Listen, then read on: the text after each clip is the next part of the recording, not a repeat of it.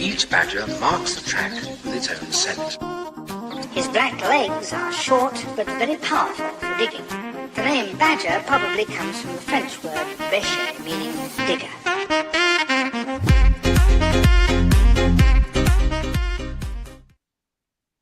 And hello, everybody. Good to have you back with us on the Cricket Badger podcast. It's been a while. I've taken a little bit of a break, had a bit of a rest, but it's the cricket season. You can smell the grass cuttings in the air. And the man to my right on the screen is preparing for another season. Jamie Porter, welcome to the Cricket Badger podcast. Cheers. Thanks for having me on. And as I say, preparing for another season. I just, I checked you out prior to interviewing you, and I can't believe you're 31, because the last time I saw you was in Barbados, a young lad, everything ahead of him, but now you're 31 and the season pro. I know, staring at the end now. But how are you looking forward to another season? Does it get... I always think at this time of year, everybody's got like hope. All the kind of stats are reset for the season. You're kind of looking forward to it. Sky's the limit, isn't it? Yeah, it's weird. Like I still get excited for every year. I think this year I'm probably more excited because I've been away for a few months. I'm more excited just for the normality. Like I suppose now the start of the season just feels like normal life resumes. You've had your pre-season tour, haven't you, with Essex? But you've been away. Is it a bowling camp in Australia? Yeah, I played for Geelong, so I was playing over in the Vic Premier cricket got there New Year's Day and played for the second half of their season, which was good fun. And is everything feeling good? Yeah, everything feels where it needs to be. Ball's coming out all right, so yeah, happy. And Chris Silverwood was the coach. He went away. Anthony McGrath, who I know from Yorkshire, came in for a while, but Silvers is back with you at Essex. I know you said before in interviews that he kind of did a lot for you. So you're looking forward to being reunited with him? Yeah, I mean, especially like my early years, having him as bowling coach had a big impact on my career. Kind of turned me from someone pretty raw into something consistent and that was able to, or has been able to, kind of make a decent career out of it. So yeah, really excited to have him back, and especially from the bowling side of things, it's, you know, he's had such a big effect on my game. So having that kind of to feed off over the next few years is going to be really exciting. Well, he knows what he's talking about, doesn't he, when it comes to bowling? So good luck for the season. Anyway, we're going to take on the 20 questions. Before we do, though, thank you out there, everybody. The fifth podcast in the world, cricket podcast in the world, the Cricket Badger on the list at the moment. So thank you for your support out there. Keep watching, because now the summer's here. There's going to be loads of Cricket Badger podcasts coming your way. You'll get bored of my face. And I realised as we came on, I tend to wear black, and I've got a black chair, and I end up looking like a floating head. I need to do something about it. I need to wear a colour or something next time we come on. Anyway, on to the questions. And the first one, Jamie, is, are you a cricket badger? What got you into cricket? What's made you love it? And are you a cricket badger, or when you finish playing, do you just go away and do something else?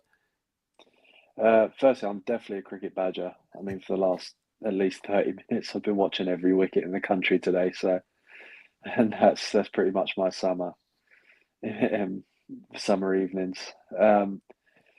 What got me into cricket was probably that's a tough question, because it was never on my radar of things to do as a kid. And then I went to secondary school, played football. I think I did swimming as well, and a couple other bits. And summer come round, and kind of, yeah, the opportunity. It was kind of the first ever opportunity I had to play cricket, and it's one of those sports, isn't it? Once it gets you, it gets you, and that was 2005. So that was definitely, yeah, summer that changed my life, I guess. Yeah, it does tend to get in your blood, doesn't it? And I always think of it as an onion, really. From the sidelines, there's so much to cricket. It's not a simple sport. There's so many layers to it. There's so much history to it. Once you get the bug, it's hard to shake off, isn't it? Yeah, I mean, that's it. I mean, from that summer onwards, it's been pretty much the centre of my life, and it's what's led me to all the great things I have now. Like I met my fiance and the mother of my child and child to be at Essex Cricket. My daughter's 3 years old and already mad. Well, as mad as a 3-year-old can be for cricket. So yeah, it's just been pretty much everything to do with my life since 2005. I noticed that on your WhatsApp profile, you've got a picture of you on the beach with your little girl, haven't you? Yeah. Yeah, it's nice Yeah. picture that. Second question: who has been the biggest influence on your cricket? That could be all the way back in time or present day, but who's had a big effect on you? I'd say two people, Carlos Remy and Frank Griffith, be the two probably that have had the most significant impact on my cricket. So first, I met Carlos first when I first started playing first team cricket at Fives and Oronians.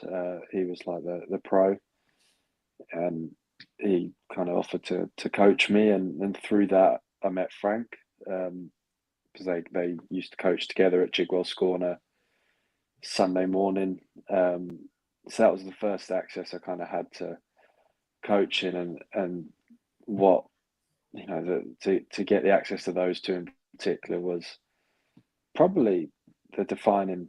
If I look at defining moments in my cricketing journey, that probably was the big one, because without them two, I don't think I ever would have developed even just the understanding of bowling and how to not just be someone who runs in and bowls for the sake of bowling, but actually learning to take wickets and move the ball off the straight, and just even as a human being, the effect those two had on me. They're just great people. Next question: if not a cricketer, what would you have done with your life? And I've titled this chat "Recruitment Consultant to 500 plus Essex Wickets," because you had a dabble with cricket and then kind of went away with it, went into an office life, and then got another chance. Yeah, that was I had a year or two on the Middlesex Academy, and didn't work out there. Nothing but fond memories of being at Middlesex and involved with the pathways there. They couldn't have treated me better, but probably wasn't good enough to be a pro at that time. And then went on to the YCs for 3 years. And again, I felt like I had a great crack, improved a lot as a cricketer, but I think 3 years in my head at the time, it was like, right, I'm 20 years old. It's time to do something with my life. If cricket's not going to be the one, got a job in recruitment and actually loved it, but ended up only being there for 6 months, and opportunity come up at Essex start of that year, and yeah, the rest is history, I guess. And you got recruited by somebody else. Is that something you'd go back into once you finish playing, or is that a done deal now? That's in the history. It's definitely an option. I've done some work experience with Whitehall, one of our old sponsors, over probably a couple of years ago, and kept in touch with them. And that's definitely something that interests me. I think the smart option would be to keep as many doors open as I can, and try out a few different things and just see which one I think is gonna give me the best life outside of cricket. If you could live one day in your career again, the best day that you've had, excuse me, which would you go back to? What's the highlight, a day to relive? I'm gonna say just in cricket.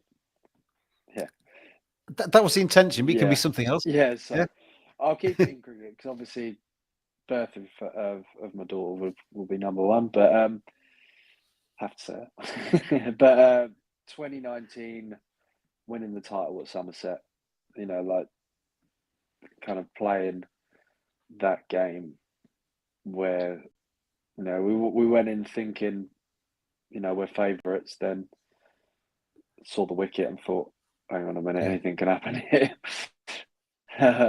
And for those 4 days, you just never felt like it was done until it was actually done. Like anything could have happened in that game. So that was a special day. That was on the telly, wasn't it? I remember watching that, and it was a hell of a match to watch as well. It wasn't a great one to live. The nerves were a mess. Flip side of that question, one bad day in cricket. What's the worst thing that's happened? Probably my stress fracture in 2017. I think, had an amazing summer. Just won the title, so everything's great. And then about to go on the Lions tour to Australia and, be alongside the Ashes and whatever. And then finding out that I had a stressy and that all that was done and any kind of opportunity of being involved in that was kind of done. That was pretty sad. How long did that keep you out for? 3 months, I think it was. Right. Long enough.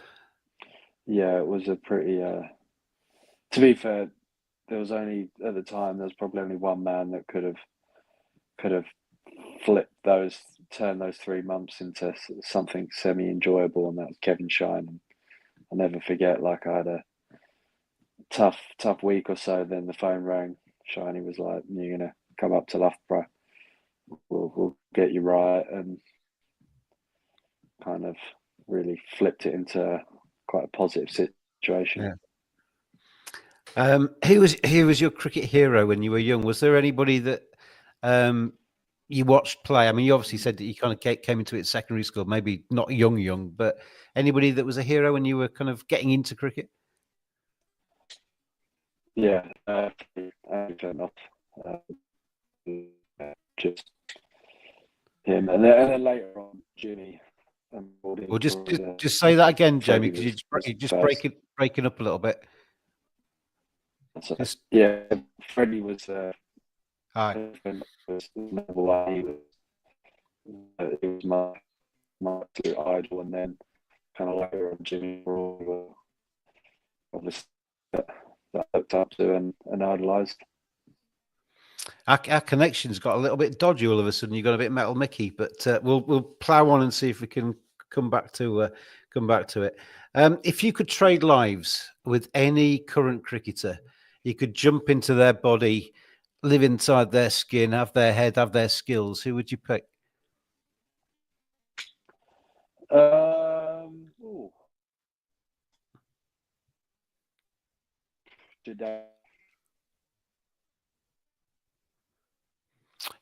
Jamie, can you jump off this call and come back to me, because the connection's just died.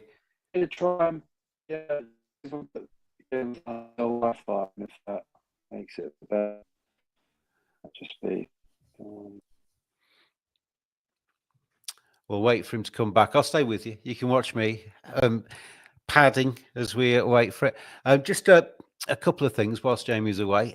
Thank you, as I say, thank you for making the Cricket Badger podcast successful. It's been a long time coming, and we're approaching episode number 600. And I want to do something special for it, and I'm not quite sure what to do. So I think this is episode 596. So if anybody out there has got any ideas what I could do for the 600th edition of the Cricket Badger podcast, then let me know at cricket_badger on Twitter, or James at cricketbadgerpod.com is the email. So what can I do for episode number 600? 4 episodes away. Jamie's back with us, and your picture looks better. Can I hear you? I hope so. Yes. I'm just connected to the Wi-Fi, so that hopefully will. That's better. That's a lot better. It. You were saying Freddie and Jimmy, I think, was your answers to the cricket hero. Yeah, Freddie was my idol and the number one, and then obviously a bit later on, Jimmy and Broadie were the other two. Yeah. I would always think it's a bit of a bugbear of mine. I've had a lot of bowlers on this podcast. Chris Rushworth being one, Ben Sanderson. I know Ben Code at Yorkshire. You know what I'm going to come to in terms of pace. Whenever anybody talks about England selection, everybody talks about we want fast bowlers. But I was watching Scott Boland bowling in Australia, he's not rapid, and he's got skills, and he gets loads of wickets. Do you think we're getting it wrong in England, that we kind of, obviously having somebody that's express pace like Mark Wood is always going to be a plus, but there is a place for somebody that's maybe a little bit slower than that, but has got some other skills? Yeah, I think for me, it's about having balance. I think, the makeup of if I was selecting a side, and it's obviously my opinion, the balance I would look for is I'd want a banker with the new ball, someone that I know is going to find any movement, challenge the right areas, and give me that every time. I'd want someone that can bowl 90 mile an hour, but they still got to have some skill. But Yeah. someone that when the ball's soft and there's not a lot happening, can they get me a wicket?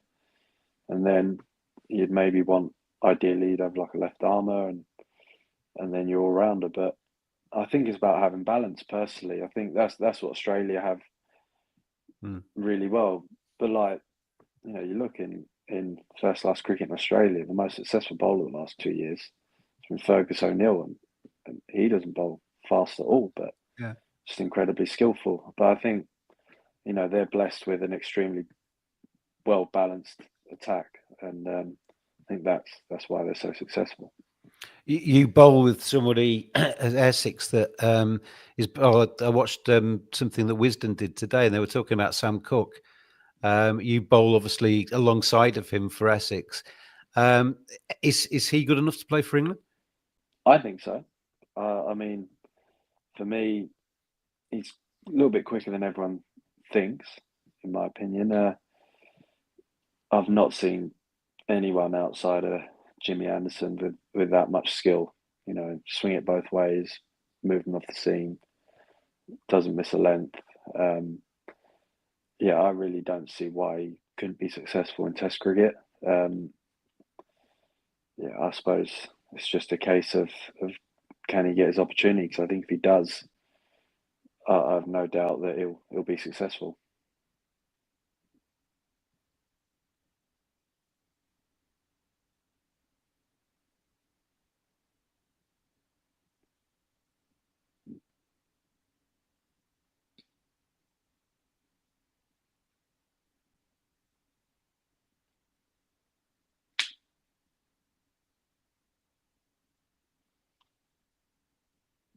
We're frozen.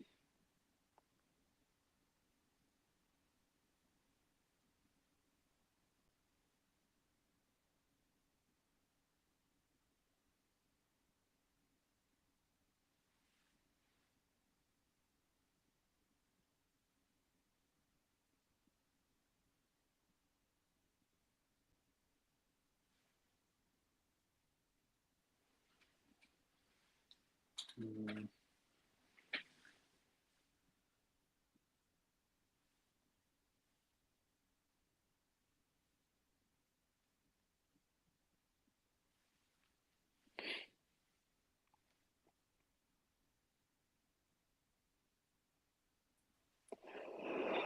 Oh, I'm we're back. back. Sorry, my laptop for some reason just packed up on me. You were talking about Sam Cooke, and the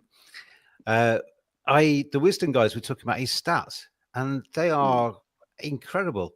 I think he averages 18, and they were talking about kind of differentiating between him against the top six, and his stats are really good with that. And I think there's only Jimmy Anderson that's got better stats with him over a period of time. And you as a pair. And then obviously with Simon Harmer and Matt Critchley with the spin coming up behind you, that's a serious attack that Essex have got, isn't it? Yeah, I think the one that doesn't, probably the unsung hero, is probably Shane Snater as well. I think he bowls all the horrible overs, all the tough overs, and kind of what he's brought to the table since coming into the side has been, just been so consistent, and he's another one that just seems to find anything in the wicket. But yeah, we're very lucky. Like, obviously, Cookie is he's just so reliable, and I feel like that word doesn't justify how good he is. Yeah. But that's almost his biggest strength. Is like that standard he sets that's so high, never dips. That's what you get every game. Are your England aspirations still burning bright, or? Like that, I'd love to play for England. No, absolutely love that, but it's not something that's on my mind at all, or that, you know, I think that day's been and gone, and I'm okay with that. I always think, Jamie, that if somebody gets dropped by England, everybody feels really sorry for them, and if people don't quite get picked like yourself, they feel really sorry for them. But being a professional cricketer on the county scene is not a bad thing, is it? Well, yeah, if you'd have offered me half of what I've done in my career at the start of it, I would have taken it in a heartbeat. So, you know, like no matter what happens, I'll leave this game very proud and with no regrets. And you know, if I was to look back at my time in and around the England stuff, like I think everything was fair and nothing was unfair. You know, I think it's fair that I got picked. I don't think it's unfair that I didn't play. Yeah. And sometimes you got to accept that there's other bowlers that are better than you, and that's fine. That's, you know, there's nothing wrong with that. When you were breaking up, I was asking you about jumping into the skin of another player, trading lives with them for their day, and having their skills and their lifestyle. Who would you pick there?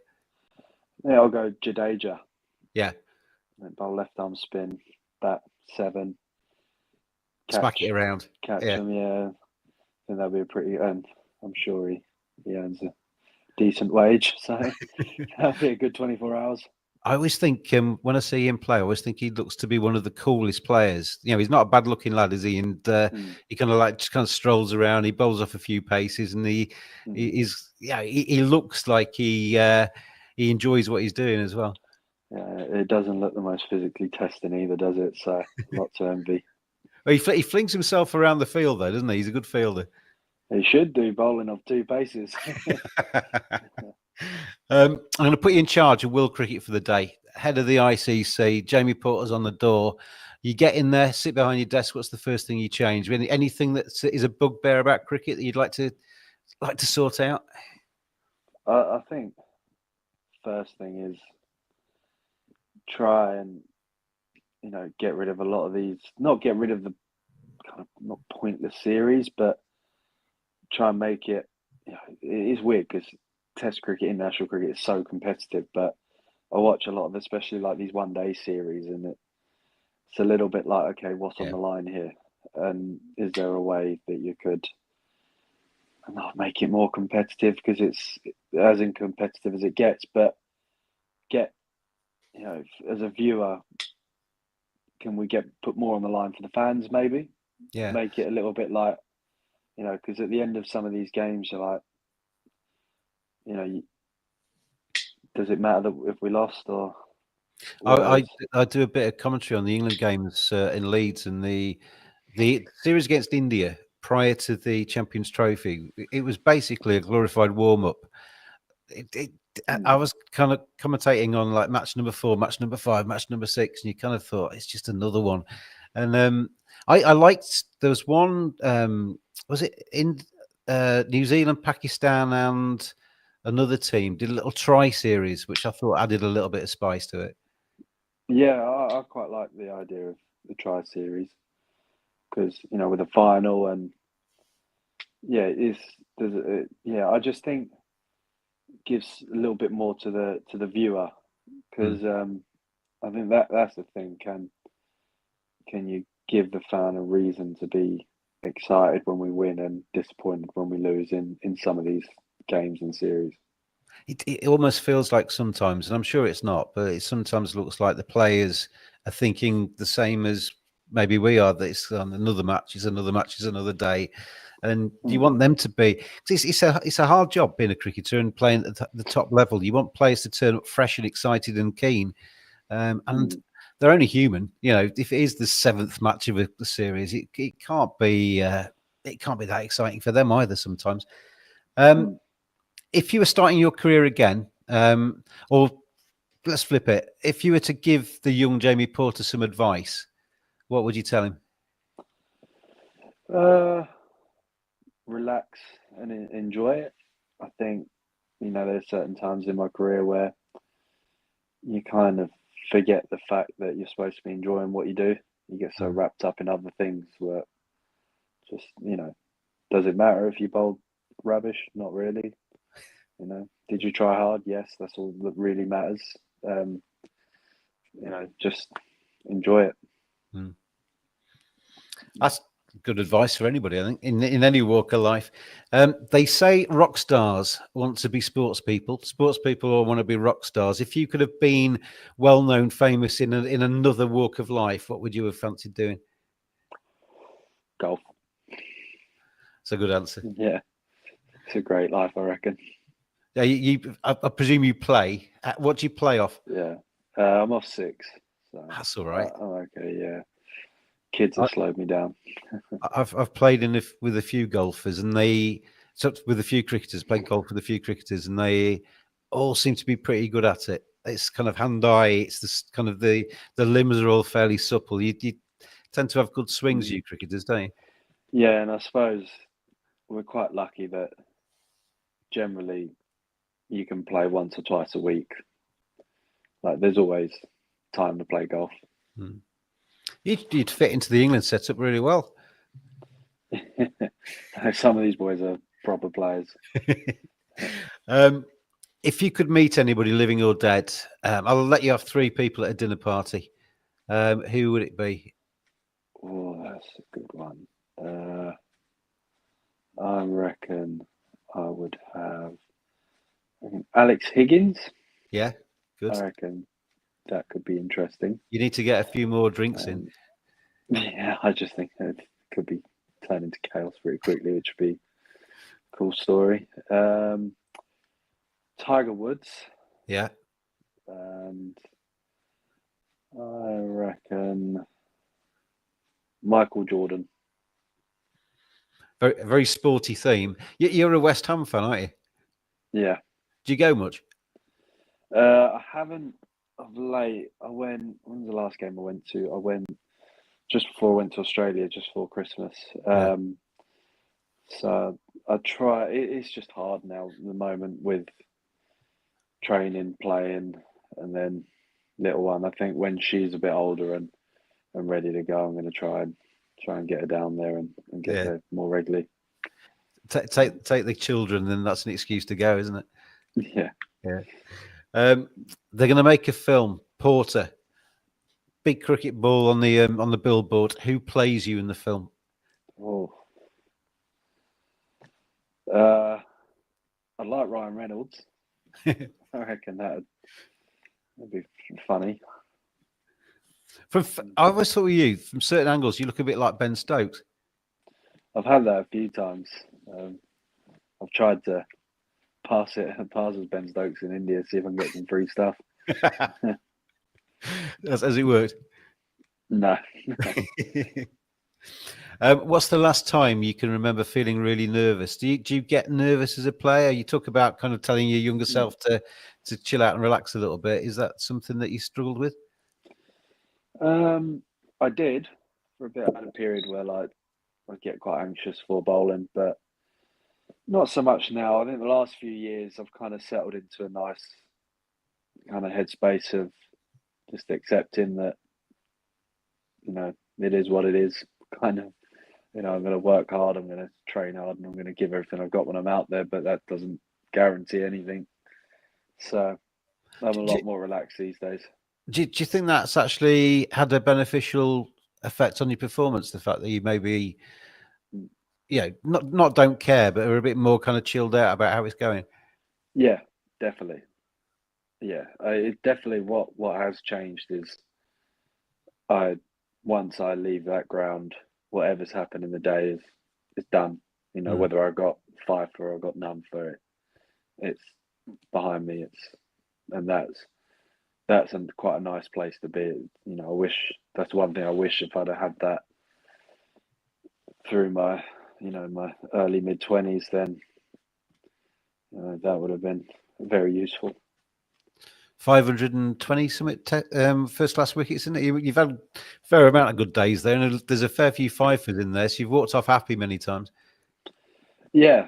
It's weird actually. The last 2 years, 2 or 3 years, I kind of felt no more excitement over a fifer than, I felt no different to when I've got none really. which I'm quite happy with. The only thing I enjoy about getting fifers now is my little girl. She loves getting the match ball. So I never used to keep the match balls, but now I've started collecting them for her. Well, she got So my earrings or something. she just loves. She plays with them for a couple of days, and they go up on the shelf. What is the top item on your bucket list? Things to do before you die. Is there anything that you'd really like to tick off? Play Augusta would be phenomenal, but I think that one's a little bit unrealistic. If you have Tiger Woods around for dinner, he might be able to swing it for you. Yeah, I bet make a good impression. Get the chef in. Yeah, I reckon a realistic one would be to. I had a cricket ground to play at as a bucket list, but I forgot what it was now, so it can't have been that special. But I did have one, a weird ground. Yeah, I remember that. To play at Kendal Cricket Club. Okay. That's a very bizarre one, I know, but almost happened a few years ago, actually. But yeah, my mum's from Kendal, and I grew up like walking past that cricket ground and like all the time when we went up there, and I was just like, 'cause all my mum's family is still up there, and I thought, it'd be nice to play there one day. If anybody from Kendal Cricket Club's watching and fancies an invite, a guest player one weekend, the Jamie Porter is available. I thought you were going to say something like Cape Town or what's the ground in India with the purple roofs and stuff that always looks amazing. Yeah, I think because I've played in India and I've played South Africa and stuff, like that stuff's kind of, especially those big grounds, like there are a few that I've been lucky enough to play at where you're like, wow.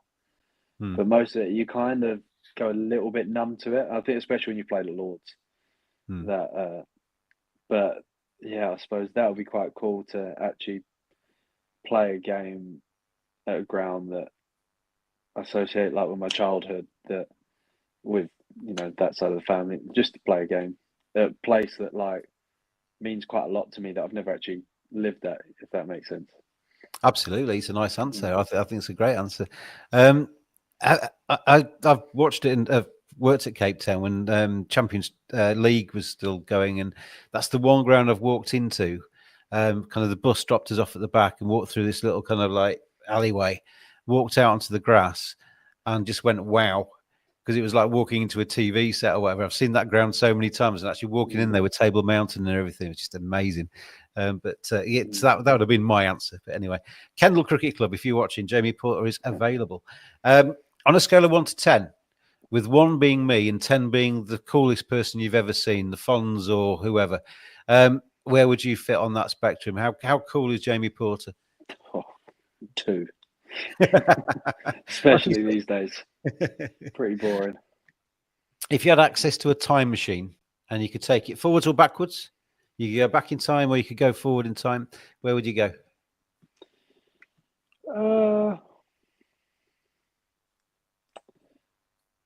That's a really good question.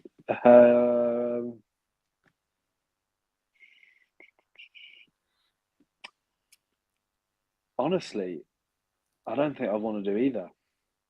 Just stay in the present. Yeah, I don't think I want to know what's going to happen in the future. You might not like what you see. And I'm pretty happy with my life now, so there's nothing I want to go back and change. Yeah, so. Yeah. I think that's the best answer you could give, that you're happy where you are.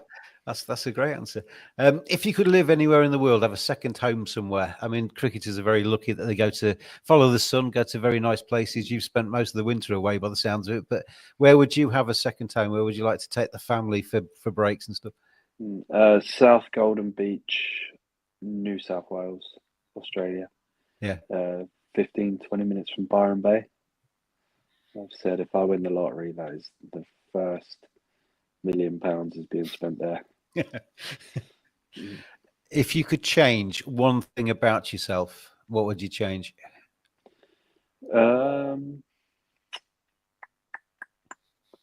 a bit faster. Nah.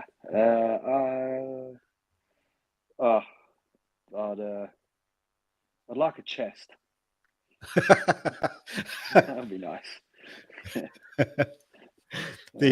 The bowl a bit faster answer. I had Mark Wood on this podcast ages ago now, but I actually asked him, what's it like to bowl at kind of like 95 miles an hour?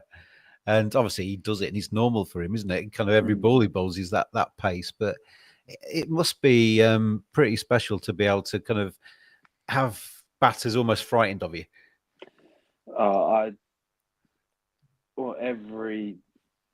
Every game I have that moment where I'm like, if only I could bowl fast enough that I could just hit you in the head at any given moment. 2 questions left, Jamie, and it's been very good to have you on and see you, and thank you for being patient when I dropped off as well. Much appreciated. What are you going to be doing in 10 years' time? Are you going to be at Darren Stevens and still playing, or are you going to be doing something else? Honestly, can't see myself still playing. I think the mornings might just get a little bit too tough for me. But it's a good question. Hopefully, Ellie will be 13. I'll have a 10-year-old then. So hopefully, watching the girls play cricket, or doing whatever they're doing on a Saturday or Sunday morning. That'll be. I can't tell you what I'll be doing for a career. I've got no idea. Would you go into coaching and stay in cricket, or is that not something that would interest you? Yeah, I would like to. I think I would like to get away from cricket for a couple of years, just do something different. But I'll always, cricket will always. I'll always be able to get up in the morning for cricket, and to be involved in the game beyond just playing would be pretty special. But I would also, there are other things I'd like to try. Not sure exactly what, but that's also kind of exciting, I think. Final question, Jamie, is if you were interviewing yourself today, if you'd been me, what question would you have asked yourself that I haven't? People at this stage sometimes say, well, you've asked perfect questions. They try and butter me up to try and get around it. But I'm not going to let you do that. You need to find one. No, I think it's a very good question. I've asked myself.